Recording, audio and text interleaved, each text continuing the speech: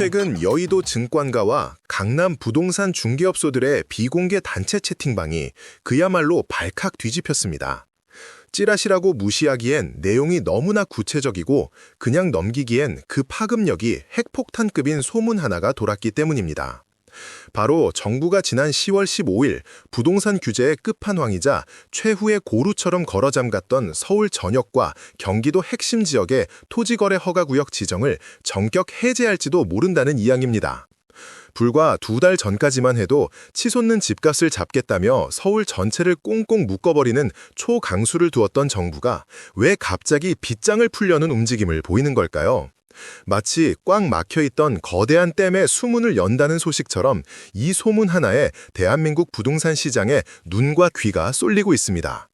도대체 지난 10월 15일에는 무슨 일이 있었으며 불과 2달이라는 짧은 시간 동안 시장과 정부 사이에는 어떤 기류 변화가 있었길래 이토록 예민하게 반응하는 걸까요?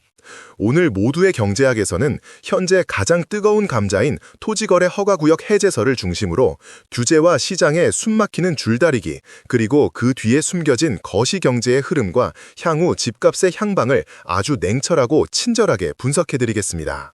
먼저 경제 용어가 낯선 분들을 위해 이번 이슈의 태풍의 눈인 토지거래 허가구역 제도가 도대체 무엇인지부터 짚고 넘어가야겠습니다. 쉽게 말해 이것은 관청의 허락 없이는 땅이나 집을 사고 팔지 말라는 정부의 가장 강력한 엄포입니다. 대한민국 헌법에는 거주 이전의 자유와 재산권 행사의 자유가 명시되어 있지만 이 구역 안에서만큼은 그 자유가 공공의 이익을 위해 잠시 유예됩니다. 여기서 아파트를 사려면 구청장의 허가를 받아야 하는데 그 허가 조건이 아주 까다롭습니다. 가장 핵심은 바로 실거주 의무입니다. 집을 사면 무조건 그 집에 들어가서 2년 이상 실제로 살아야 합니다. 이게 무슨 뜻일까요? 바로 전세를 끼고 집을 사는 갭 투자가 원천 봉쇄된다는 뜻입니다. 대한민국 부동산 투자의 8R은 전세보증금이라는 레버리지를 이용한 갭 투자인데 이 손발을 묶어버리는 겁니다. 그러니 토지거래 허가구역 지정은 정부가 시장에 내릴 수 있는 가장 강력한 구속복이자 매수세의 씨를 말려버리는 극약 처방인 셈입니다. 시계를 잠시 뒤로 돌려 지난 10월 15일의 상황을 복귀해 보겠습니다. 당시 정부는 서울특별시 25개 자치구 전역과 경기도 과천, 성남, 하남 등 주요 지역을 토지거래 허가구역으로 묶어버리는 사상 초유의 조치를 단행했습니다. 강남 3구 같은 특정 지역만 핀셋으로 규제하던 과거와 달리 서울 전체를 투기판으로 규정하고 싹 다 잡아들인 것입니다. 이유는 명확했습니다. 다시 꿈틀거리는 집값을 잡고 투기 세력의 진입을 막아 시장을 안정시키겠다는 것이었습니다. 서울 핵심지에서 시작된 불길이 수도권으로 번지기 전에 아예 산소 공급을 차단하겠다는 의도였습니다. 정부는 급한 마음에 소방호스를 틀었고 시장은 그야말로 얼어붙었습니다. 그 결과는 어땠을까요? 예상대로 해당 지역의 거래량은 빙하기 수준으로 급감했습니다. 사고 싶어도 실거주 요건을 맞춰야 하니 전세를 끼고 살 수 없고 오로지 현금 10억, 20억을 통으로 들고 있는 현금 부자가 아니면 서울 진입조차 불가능해졌기 때문입니다. 부동산 중개업소들은 개점 휴업 상태가 되었고 매수 문의는 또 끊겼습니다. 겉으로 보기에는 정부의 의도대로 시장이 안정된 것처럼 보였습니다. 그래프상의 거래량이 죽었으니까요. 하지만 이것은 착시였습니다. 거래가 멈춘 것이지 가격이 떨어진 것이 아니었기 때문입니다. 집주인들은 생각했습니다. 어차피 못 파는 거 싸게 파느니 그냥 버티자. 매물이 잠기면서 호가는 오히려 단단해졌습니다. 그런데 불과 2달도 지나지 않은 지금 왜 갑자기 해제설이 솔솔 피어오르는 걸까요? 정부는 왜 그토록 단호하게 잠갔던 빗장을 다시 풀려고 만지작거리는 걸까요? 여기에는 겉으로는 말하지 못하는 정부의 깊은 속사정과 현실적인 딜레마가 숨어 있습니다. 첫 번째 이유는 역설적이게도 거래 절벽 그 자체입니다. 거래가 너무 안 되니 정부 곳간이 비어가고 있습니다. 부동산을 사고 팔 때 발생하는 취득세와 양도세는 지방세와 국세에 아주 큰 비중을 차지합니다. 지자체 예산의 상당 부분이 부동산 세금에서 나오는데 거래가 멸종되다시피 하니 세금이 거치질 않는 겁니다. 집값을 잡겠다고 거래를 막았더니 나라 살림이 거덜날 판국이 된 거죠. 공무원 월급 줄 돈도 없다는 말이 나올 정도입니다. 정부 입장에서는 세수 확보를 위해서라도 숨통을 틔워줘야 하는 상황에 몰린 겁니다. 두 번째 이유는 연쇄적인 내수 경기 침체입니다. 부동산은 단순히 집을 사고 파는 행위가 아닙니다. 이사업체, 인테리어 업체, 도배장판, 가구, 가전 등 수많은 연관 산업이 톱니바퀴처럼 맞물려 돌아갑니다. 그런데 거래가 멈추니 이사 가는 사람이 없고 인테리어 공사도 사라졌습니다. 골목 상권이 죽고 자영업자들이 비명을 지릅니다. 부동산 시장을 잡으려다 실물 경기 전체를 얼어붙게 만든 것입니다. 세 번째 이유는 재산권 침해에 대한 거센 반발과 실효성 논란입니다.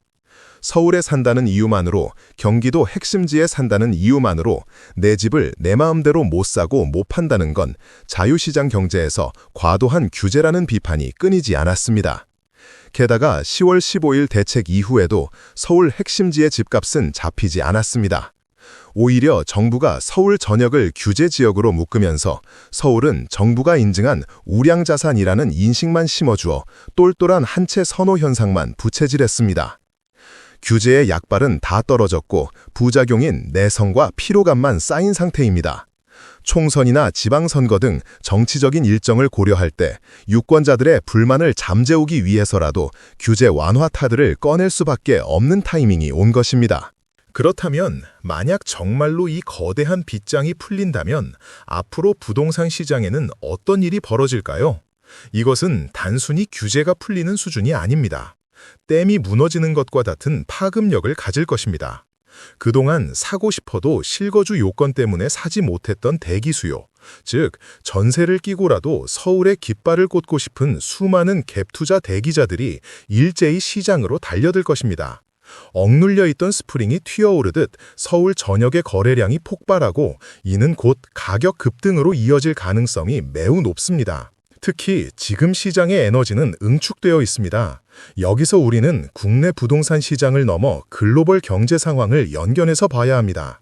지금 세계 경제는 커다란 변곡점에 서 있습니다. 미국의 연방준비제도는 금리 인하 카드를 만지작거리고 있습니다. 금리가 내려간다는 것은 시장에 돈이 풀린다는 신호입니다. 유동성이 공급되면 화폐 가치는 떨어지고 실물 자산은 부동산 가격은 오르는 것이 교과서적인 공식입니다. 이런 상황에서 서울 전역을 묶었던 토지거래 허가구역이 해제된다? 이것은 불난 집에 기름을 들이붓는 격이 될 수 있습니다. 이제 정부가 집 사는 걸 허락했다는 심리적 시그널로 받아들여져 패닉 바잉이 재현될 수도 있습니다. 특히 서울은 정부가 규제로 인증한 안전자산이라는 믿음이 시장에 퍼져 있습니다. 빗장이 풀리는 순간 현금을 들고 대기하던 여우들이 서울 핵심지로 달려들 것입니다. 물론 반대 의견도 있습니다. 이미 서울 집값이 소득 대비 너무 비싸다는 지적입니다. 평범한 직장인이 월급을 한 푼도 안 쓰고 20년을 모아야 살 수 있는 가격입니다. 구매력이 한계에 다다랐다는 거죠.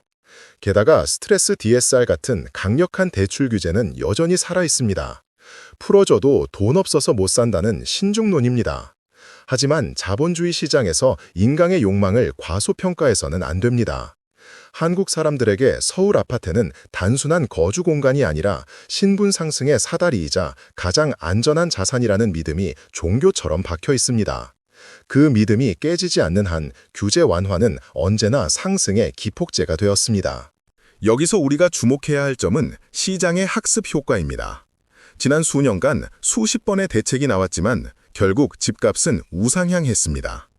사람들은 이제 압니다. 정부가 누르면 튀어오르고 풀면 날아간다는 것을요. 10월 15일 대책으로 잠시 숨죽였던 시장은 이번 해제설을 기점으로 다시 한번 요동칠 준비를 하고 있습니다. 그렇다면 해제가 된다면 모든 지역이 다 오를까요? 그렇지 않습니다.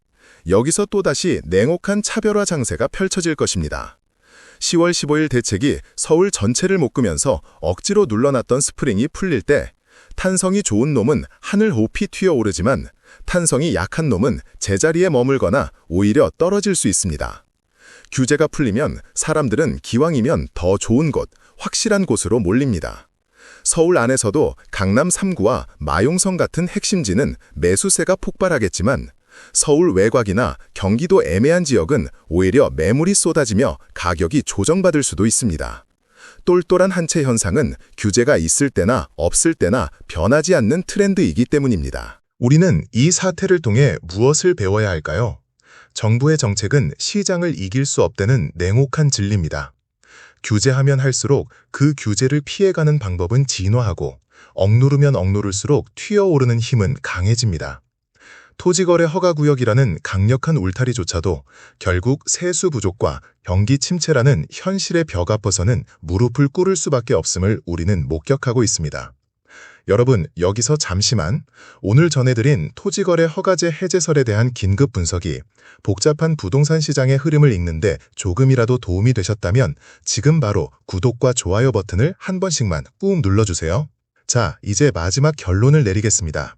지금 무주택자이거나 갈아타기를 고민하는 분들은 혼란스러울 것입니다. 규제가 풀리면 집값이 튈 것 같아 불안하고 그렇다고 지금 사자니 꼭지일까봐 두렵습니다. 하지만 명심하십시오. 정책은 파도처럼 왔다 갔다 하지만 입지의 가치는 바위처럼 그 자리에 있습니다. 10월 15일 대책으로 묶였던 곳들은 그만큼 정부가 공인한 대한민국 최고의 입지라는 반증이기도 합니다. 규제가 풀린다는 소문이 돌 때 누군가는 공포를 느끼지만 현명한 투자자들은 조용히 사냥 준비를 마쳤을 것입니다. 결국 이번 해제설이 현실화된다면 그것은 서울 부동산 시장의 2차 상승 랠리를 알리는 신호탄이 될지 모릅니다. 규제가 풀린 핵심지는 날아가고 그렇지 못한 지역은 소외되는 초양극화 장세가 열릴지 모릅니다. 정부는 진퇴양난에 빠졌습니다. 풀자니 집값이 걱정이고 묶어두자니 나라 경제가 걱정입니다. 하지만 자본주의 역사에서 규제는 언젠가 반드시 풀리기 마련이고 시장은 제갈길을 갑니다.